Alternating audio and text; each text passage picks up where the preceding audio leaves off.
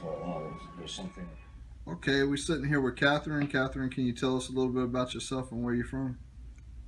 My name is Catherine. I'm from Tennessee, Jackson, Tennessee, living in Austin, Texas now. And I am looking for help for my son who is struggling with possession. Okay, can you tell us a little bit about your son? When he was born, what was he like as a child? He was born on Father's Day, June 18th, 1989.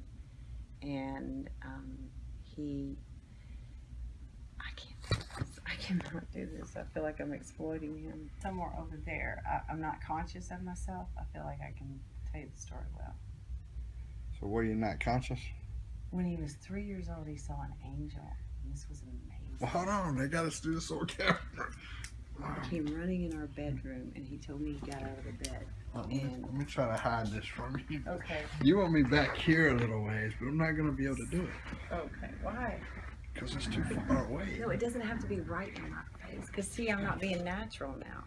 So I know that's watching me. So I don't like that. So I'm going to be self conscious. Don't be suffering. Look at it like you're helping other people. Okay. All right, so we're going to pick back up to. So when he was 3 years old, what happened when he was 3?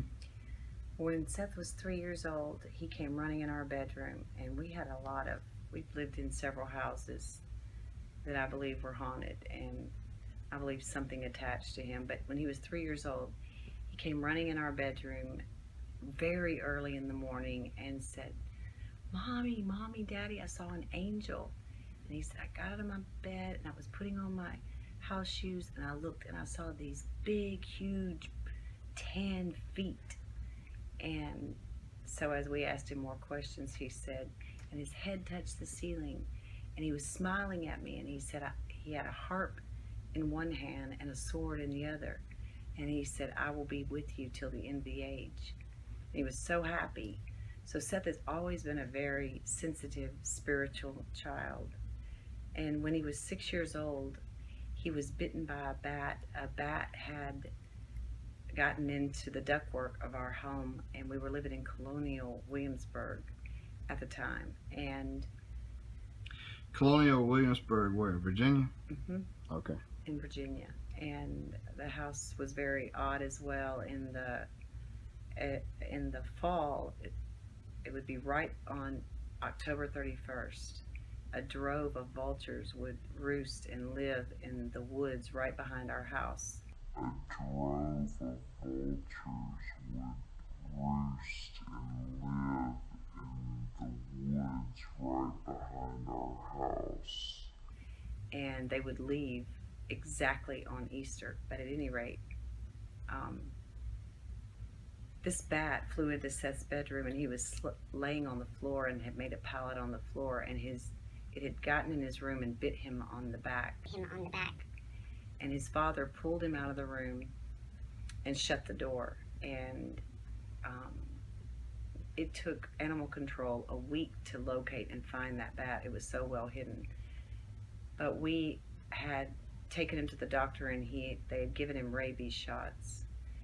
And I believe that's where Seth's autism comes from, having just read recently that autism left untreated, Lyme's disease left untreated in a child leads to autism and then schizophrenia later in life and then psychosis, which is where we're at right now with that.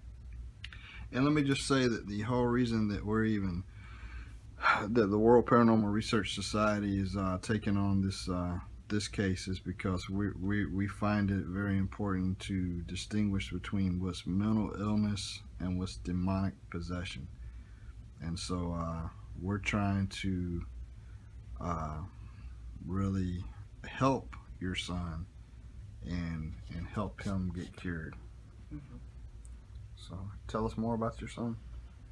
Well, when he was born, we had specifically sought out a Christian doctor, and he was unable to, for some emergency reason, to deliver Seth.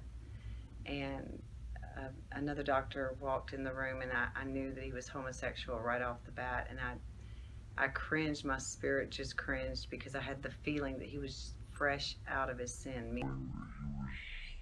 Fresh out of his sin. Meaning he had just been engaged in that. And I lost so much blood when Seth was born that I almost died. But At what age did you see a drastic change in his personality? Like where maybe I know you talked about when he was 3 about the angel, but as far as maybe him being demonic possession. when his father left at 11, and his father was a minister, campus ministry, it broke all of our hearts, but it especially affected Seth as the firstborn son, and he began to cut his father's face out of all of our family pictures. Let me interrupt for 1 minute here. Don't say that. What? What I just said. No.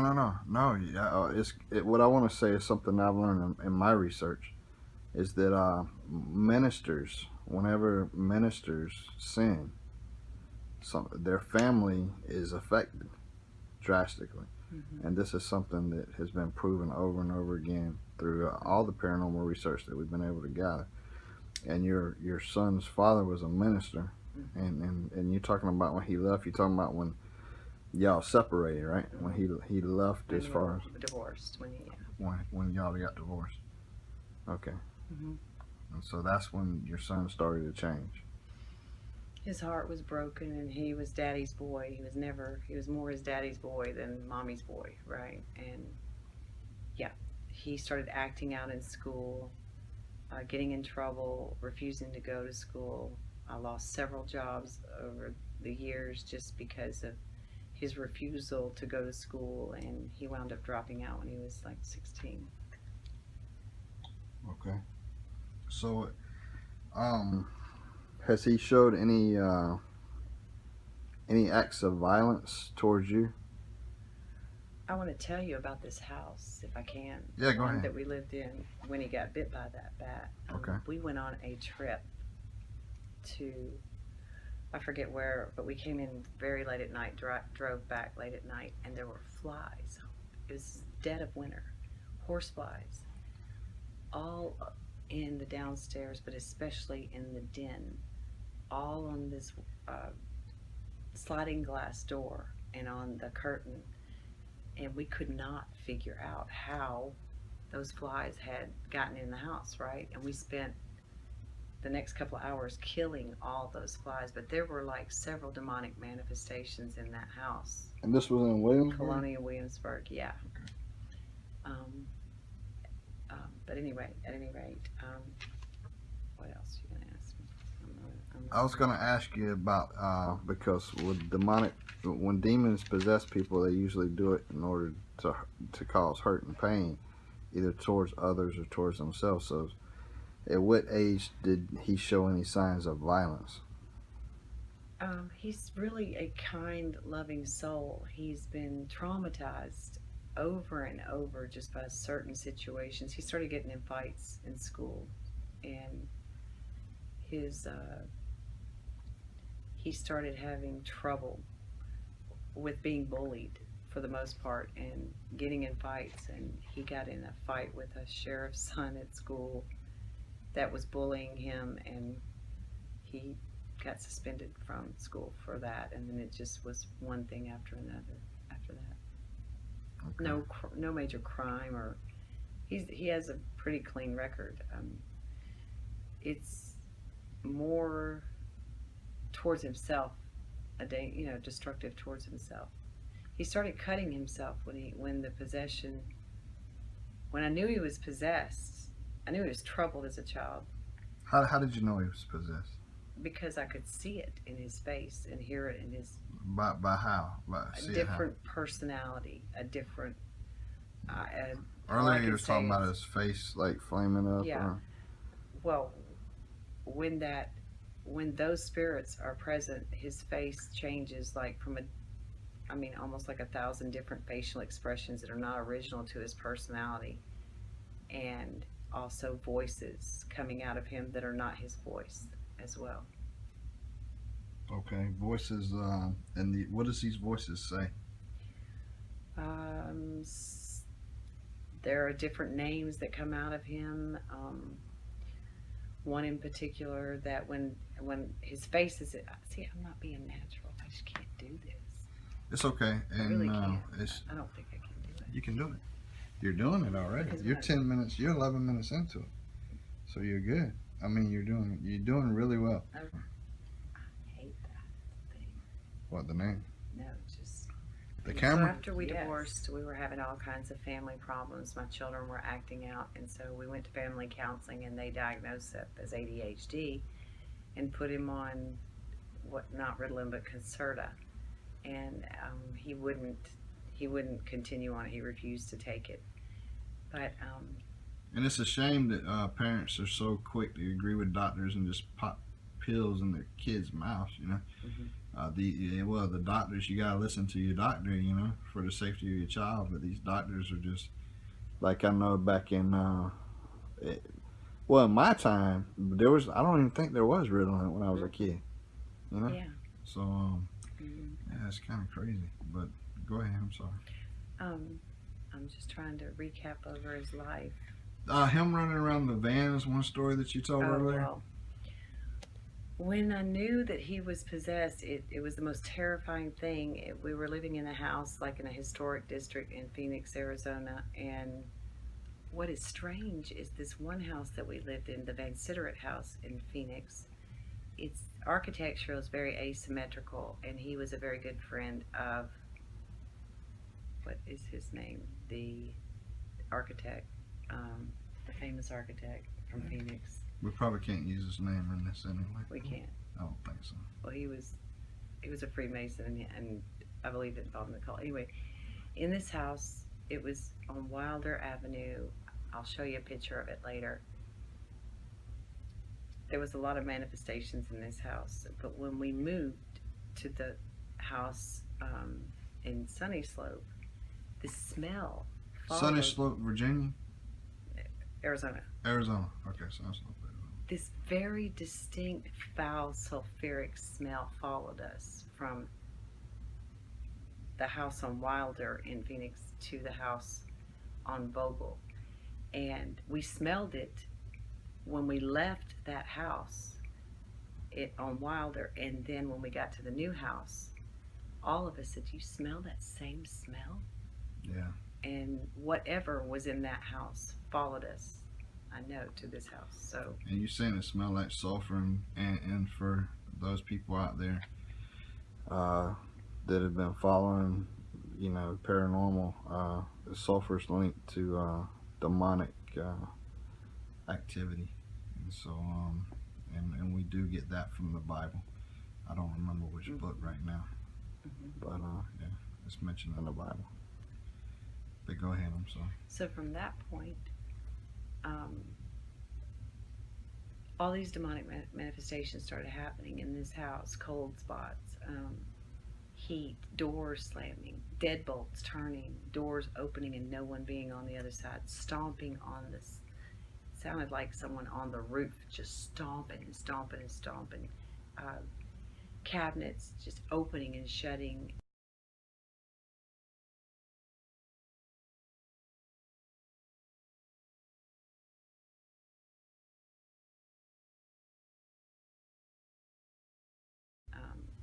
I had gone to the grocery store one day, and all I know is you're terrified when there's a presence in a house, right? And I laid all the groceries on the table, and there was this St. Patrick's Day cake there. And I was putting things away, and I was singing because I was scared. And What song was you singing? Praise songs. I was just singing praise So gospel songs, Yeah, well, Christian yeah, songs. Yeah. And the whole cake, and there was no one there. I was alone in the house. Turned from here to here, right in front of me.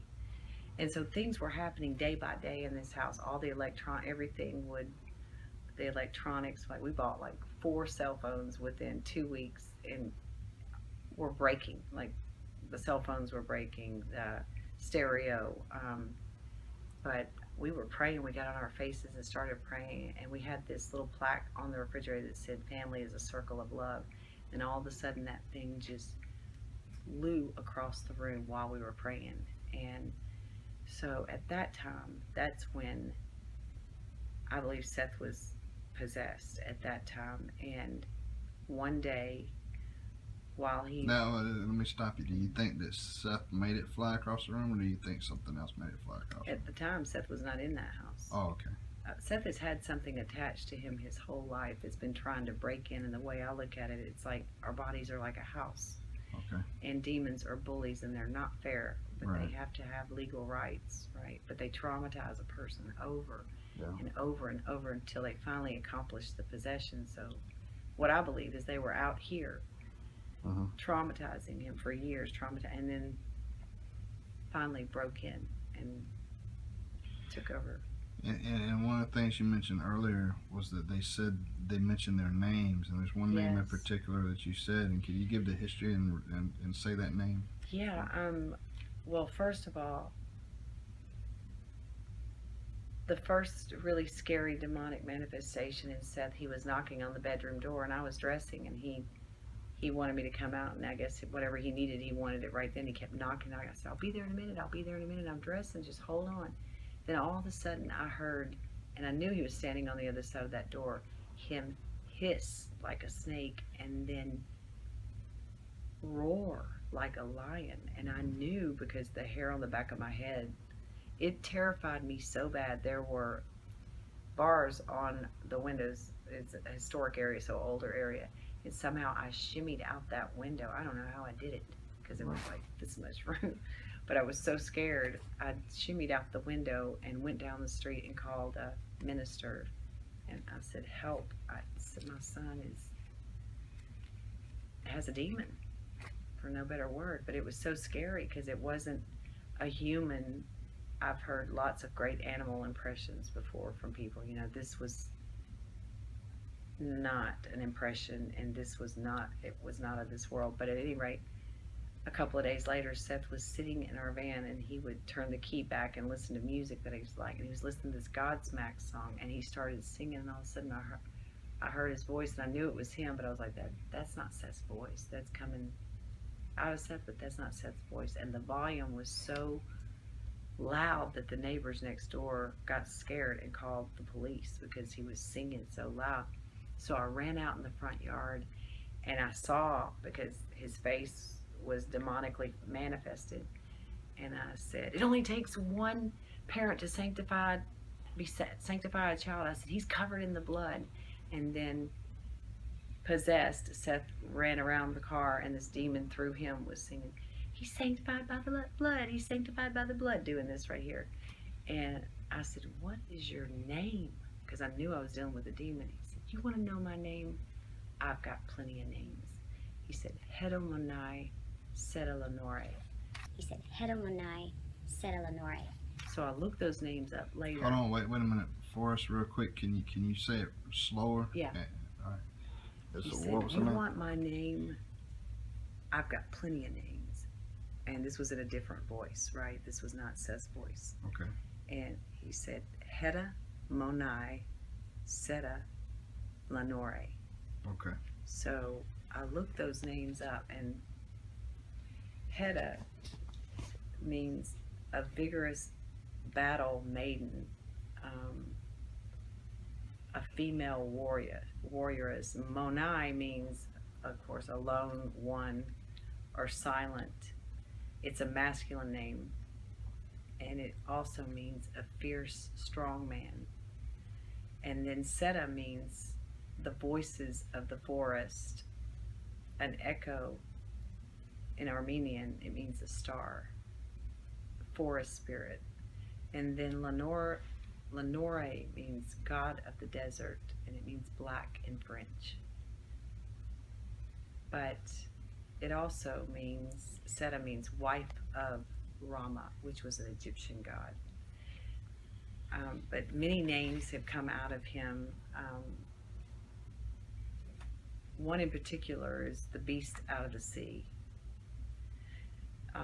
I felt like, because we are in the last days, this is like the abyss being opened up, and the things that are coming out of him, like, I think they're demons that have been shut in hell for until now, like it says in the Bible will happen. But Azazel is a name that comes out of him frequently. Lilith is a name that comes out of him frequently. So it's more than one, and I believe it's a legion. But I don't think I know the name of it. Well, it could be a legion, or it could be just trying to confuse you, because once you get the name of the demon, you can control the demon, and that's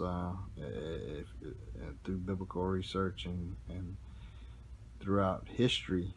It's always said that once you have the name of the demon, you can control it. So it could be just throwing out a bunch of names. Mm-hmm. Also, Taking me on a name chase. Yeah. Doing a name chase. Yeah. And this is just the introduction right now. And I know you're probably thinking more things you want to add later. Mm-hmm. And so tomorrow we're gonna sit down with your son. Okay. And talk with him. Okay. But he's been in and out of mental hospitals. And that's the problem. The problem is they diagnose it as a mental issue and not a demonic possession, because a lot of people are too skeptical to believe that Right. even exists. Right. But his behaviors and the things he does, like he will pee in public anywhere. I could just, it's like this demon is degrading him, right? Yeah. He started cutting himself. Right. That's nothing he did when he was a child, right? He walked out on the Mopac a couple of years ago. That's what they Mopac's derived. a highway here, and we're actually in Austin, Texas right now, and that's a highway here in Austin, Texas. It's called Mopac. And he almost got hit, and the police brought him home and said that the driver that almost hit him was lucky enough to swerve, right? Right. But what I know is those demons drive people, right, and just drove him right out in traffic, because he would never do that in his right mind. He'd never. And at one point in time, he tried to kill you. Is that accurate? No, he hasn't tried to kill me. Or he said he was going to kill you? He said he didn't say this. Yeah, I know. It was like The demon that the was demon, manifest yeah. said is trying to compel him to murder his whole family. Yeah. Which, if we look back at the And that is- Amityville house, that's exactly what happened. That And- is, he is tormented with those thoughts all the time. A demon telling him that he is a fallen angel, or the son of a fallen angel, and Yeah, because I don't know if we had recorded this just now. cursing everyone in our family with demonic, like, witchcraft. Just specifically naming the names of our family members and cursing. And didn't you say, and I think one of the things that we've forgotten to mention here is about some Wiccan or something? I haven't told you everything. I mean, Yeah. when he was 16 years old, he got born again, genuinely. It's one of the most genuine conversions I've ever seen, and quit everything, but really had the grace of God, wasn't religious. Right. You know, really had the love of God, and all he talked about was being a missionary. He wanted to go to Africa and be a missionary. That was what he felt like he was supposed to do. And he went to this church and didn't want to get involved in youth, got involved with a ministry called Real Men Ministry, because he wanted to be a real man. And so he was really beautiful at that time, but he went to this Christian program in And as a Phoenix. minister, you're a former minister's wife, and you know that when someone's born again, that's when they're most open to demonic attacks, is because all the demons try to attack at that point. Well, I backslid for years. When my husband left, it broke my heart, and I became an alcoholic. You know, I quit going to church. I was just so disillusioned and hurt, and so I know that was a door that I opened through my lifestyle, right? But since then, I'm free. But at any rate, he went to this Christian ministry in Phoenix, Arizona, and he wanted to go because they would disciple young men. It was like a 6-month program to a year, but they would wake them up at like 4:30 in the morning, make them work out, feed them, teach them Bible class, and then they would go out and minister to the homeless. And That is awesome. but they moved in felons into this program as well, and they put a a black man in his room that was a convicted felon, and he wound up raping Seth. And Seth left the program. I didn't know this for a couple of years later because he didn't tell me, but he opened up later and told me, weeping from his soul. And he said, what happened was he went out and got a prostitute off Craigslist with two women to prove to himself that he wasn't gay. And one of these prostitutes from Craigslist was Wiccan, and she got him involved with the occult. She also got him on drugs, and so But she got him involved in the occult. How? Like what things was he doing? Do you know? Picking his finger, sorry. She started giving him books on the occult, sending him home with books on sorcery and how to be a warlock. And but what happened was she was 35 and Seth was like 19, right? And so she was a toy. He was a toy to her. She was his first love, right? But the reason why he ever even did that, and that was so wrong, and he was genuinely converted, like I said, but when the trauma of that happening, being raped, his whole identity was destroyed. And I think maybe you think that we covered the raping thing a little bit, but I believe we skipped over some of that. I know you said they moved in felons into the house and stuff like that. Well, it was a big like hotel that they converted into a ministry, and they moved. Yeah, they would bring in people that like young people who had no direction, people that were on drugs, and then people that had just gotten out of prison. And so your son ended up being raped by a minister. No, not a felon. minister, by a felon. Sorry, I'm thinking Catholicism again and a priest, but okay, but by a felon. Okay, and that's what led to him going to Craigslist and seeking out women on Craigslist. Women too. Right. But pornography was a real stronghold as well. Oh yeah. Growing up, and that really destroyed his I don't know. Porn would do it, definitely. And I think there's a lot of people that would watching this that can, say that. Sorry. Yeah, it just he became obsessed with it, and I know that's another door, demonically. I know. Yeah. That it destroys your ability to love. Yeah. Once it takes its hold on you, it destroys your ability to be loved too. But I don't know why I'm saying that. Anyway, so that was a major trauma in his life. And then he started saying at that point, when he became a Christian, he would say, "Dad is not my father. God is my father." That is awesome. Because his father abandoned him. But when this happened, that rape, he started saying, "God is not my father, Satan is my father." So what happened was, he was so devastated because his desire was to be a missionary, right? And he couldn't reconcile how a loving God could allow this to happen. So he just decided that he was evil himself because an evil thing happened to him. Right. But He's blaming himself. Yeah. I believe that trauma right there, and no telling what demons this man had, that he would even do that to someone else is horrific, right? But entered him through him. But the woman that was involved, she was seriously involved in the occult, and I remember her giving me a necklace, and it was in an envelope, and she had that demonic trance-like look on her face when she handed it to me. And I met her. I wound up leading her to the Lord, actually, and she repented. Did I tell you this? No, you did not.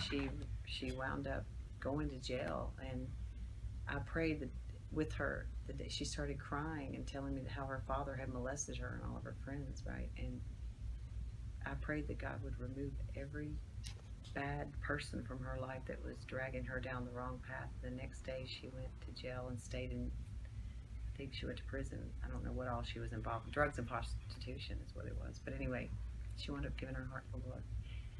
But the damage done and the soul tie that Seth had with her, I don't know if she ever got deliverance after becoming a Christian, but Seth had a very strong soul tie with her. And he told me that he saw demons in her mirrors because he lived with her for a while. I wound up having to kick him out because he started using drugs. And then when he got involved with witchcraft. Did he say what the demons look like? He saw. No, I don't remember how he described it, but he saw them in the mirror. Well, hold on. We'll just pause from right now, and then we'll talk with your son tomorrow. Okay. And so we'll anything else that you want to add to this, we can add it tomorrow at that point.